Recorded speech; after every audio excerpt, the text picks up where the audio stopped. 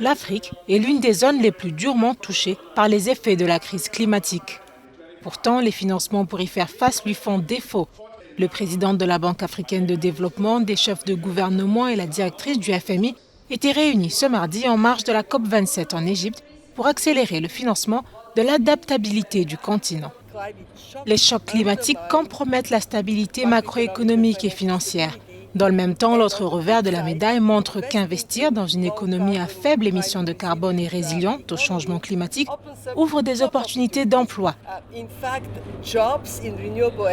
Les emplois dans les énergies renouvelables sont en fait beaucoup plus nombreux et mieux rémunérés que les emplois classiques dans les mines de charbon. Du point de vue du Fonds monétaire international, nous considérons la crise climatique comme une force de transformation structurelle majeure.